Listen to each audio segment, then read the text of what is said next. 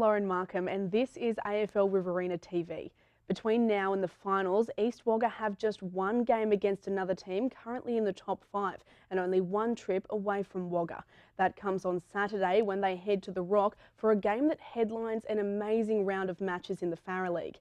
The Jets can keep their finals hopes alive against CSU. In the mix with the Jets chasing that 5th spot, Collie Amberley and the Bombers do battle. Tamora can keep the pressure on for a top 3 spot when they host North Wagga.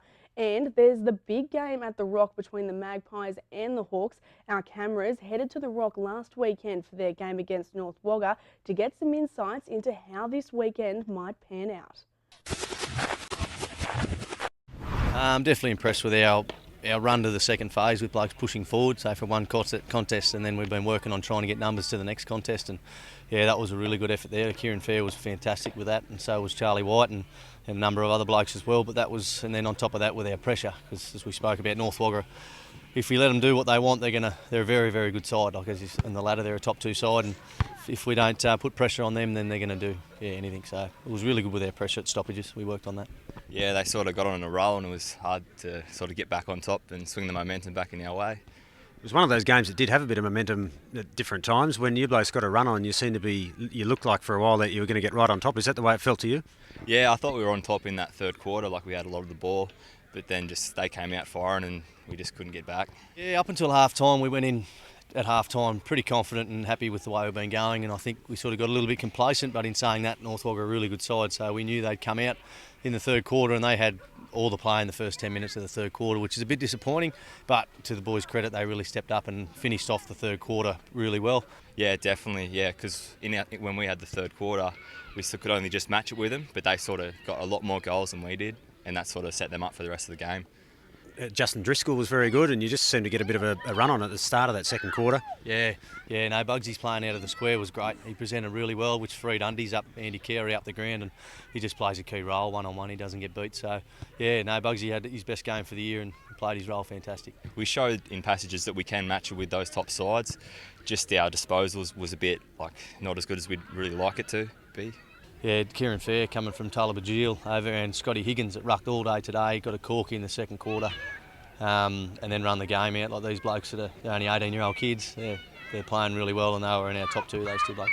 Kieran was another one to kick one of those crucial goals in that last quarter too. Yeah, and look at the tape, he got the ball in the back pocket and he ran and got it again and ended up kicking a goal in that same. So 3 and 4 phases he got a touch, and that was what we've been working on. You got another tough road trip next week going over to Tamora. It'll be 2 big games in a row. You'll probably get a real good idea of where you stand heading into finals after these 2 weeks. Yeah, tomorrow's going to be a must-win game. If we can't win that, we'll be in a bit of strife, and it'll set us up for the rest of the season. We can beat them over there. It's always a hard road trip. So North Wagga have always matched up really well against Tamora, even in the last 3 years when they've won the flag. I think they're the only side to beat them there one year, and I think they'll match up really well on Tamora. And I'd say if North Wagga play the way they did, they'll run away with it, I'd imagine. But Tamora on the improve, so it could be a close game. Yeah, and even up forward, they got Wallace and Harpley. They're just guns, mate. They're just big bodies and just hard to stop. When they get on a roll, you can't stop them. How do you sort of approach that game then when you're heading into a team heading in against a team like that? Midfield's got to be willing to work back and sort of cut off their run from the forwards.